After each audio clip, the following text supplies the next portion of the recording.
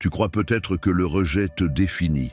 Tu crois que si quelqu'un t'a repoussé, c'est que tu n'étais pas assez, ou peut-être trop, ou que tu n'as pas su dire ou faire ce qu'il fallait. Alors tu rejoues les scènes dans ta tête. Tu cherches l'instant où tout a basculé. Tu cherches la faille, le mot de travers. Tu doutes de toi, de ta valeur, de ton droit à être aimé. Mais laisse-moi te dire une chose. Le rejet ne parle pas de toi. Il parle de ce que l'autre n'a pas vu, de ce qu'il ne peut pas accueillir, de ce qu'il n'est pas prêt à rencontrer. Parfois, ça ne te concerne pas directement. Ça parle de lui, d'elle, de ses peurs, de ses blocages, de son histoire. Et oui, ça fait mal, évidemment. Mais ce n'est pas une vérité, ce n'est pas une condamnation, c'est juste un décalage, une bifurcation, un silence qui n'appartient pas à ta lumière. Les neurosciences le disent clairement. Ton cerveau réagit au rejet comme à une blessure physique. Exactement les mêmes zones s'activent. C'est réel. Ton corps le vit comme un coup. Et ce coup-là, il peut réveiller des blessures anciennes, des peurs d'enfant, des manques enfouis, des échos de toutes les fois où tu n'as pas été choisi. Mais tu n'as pas été rejeté parce que tu étais moins. Tu as été blessé parce que tu espérais, parce que tu tendais la main, parce que tu étais vivant. Et ça, c'est une puissance, pas un défaut. Ce qui compte maintenant, ce n'est pas pourquoi c'est arrivé. Ce qui compte, c'est ce que tu en fais. Tu peux t'éteindre, te refermer, croire que ton amour est un fardeau, que ta sensibilité est un problème. Ou tu peux te rappeler que ce que tu es ne se négocie pas, que ta valeur ne dépend pas du regard qu'on pose sur toi. Tu as le droit d'avoir mal, le droit de douter, de pleurer, mais tu as aussi le droit de te relever, de dire « cette douleur ne me définit pas ». Tu peux décider de te retrouver, pas pour te venger, mais pour te relever avec dignité, voix posée, rassurante.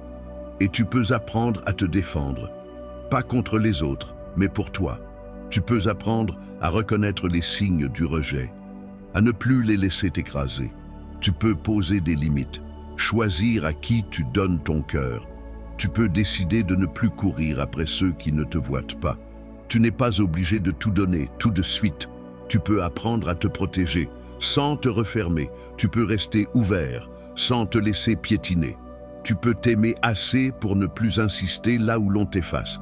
Tu peux reconstruire ton estime autrement, par ce que tu fais, par ce que tu crées, par ta parole tenue, par ceux qui restent, par ceux qui t'aiment sans condition. Tu peux cultiver en toi un espace de paix, un lieu où tu ne te demandes plus « est-ce que je mérite d'être aimé ?» mais où tu sais simplement que tu es digne, là, tel que tu es. Tu peux aussi parler, mettre des mots sur ce que tu vis, pas pour t'exposer, mais pour t'alléger, pour créer du lien, pour sortir du silence. Parce que le rejet tue en silence, il se nourrit du secret, mais il recule dès qu'on ose dire « moi aussi j'ai été blessé, moi aussi j'ai cru que je n'étais pas assez ». Et dans ce moment-là, tu n'es plus seul, tu es relié. Martin Buber a écrit « toute véritable vie est rencontre ». Et il avait raison, mais aucune rencontre ne mérite que tu te trahisses. Aucune relation ne vaut ta disparition. Si quelqu'un ne te voit pas, ne t'accueille pas, ne t'entend pas, ce n'est pas à toi de te déformer, de te réduire, de te travestir. Le rejet peut devenir un filtre, une clarté, un feu. Il peut te montrer ce que tu ne veux plus, ce que tu n'offriras plus à n'importe qui. Il peut devenir un tremplin, pas vers la revanche, mais vers la vérité, vers ce que tu es quand tu n'attends plus qu'on te valide. Il peut être un retour à toi, un grand retour. Tu peux aussi demander de l'aide, parler à un thérapeute, explorer tes schémas, guérir ce que l'enfance a laissé en toi, pas pour devenir invulnérable, mais pour être libre, moins dépendant, moins réactif, plus serein. Tu peux choisir la paix, pas la résignation, la vraie paix, celle qui vient de l'intérieur. Et tu n'es pas seul. Tu ne l'as jamais été. D'autres que toi ont traversé cette nuit, ont été rejetés, ont douté, mais ils ont avancé. Ils ont aimé à nouveau. Ils ont retrouvé leur place. Et chaque mot qu'on partage est une lumière qu'on rallume. Conclusion.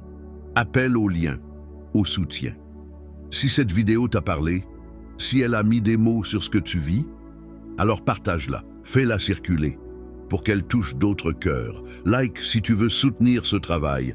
Commente si tu veux dire « Moi aussi je suis passé par là. Moi aussi je me relève. » Ici, on ne se juge pas. Ici, on s'écoute. Ici, on avance ensemble. Tu n'as rien à prouver. Tu n'as rien à corriger. Tu n'as pas à mendier. Tu es déjà assez. Tu es déjà digne. Tu es déjà aimable. Et c'est de là que tout recommence.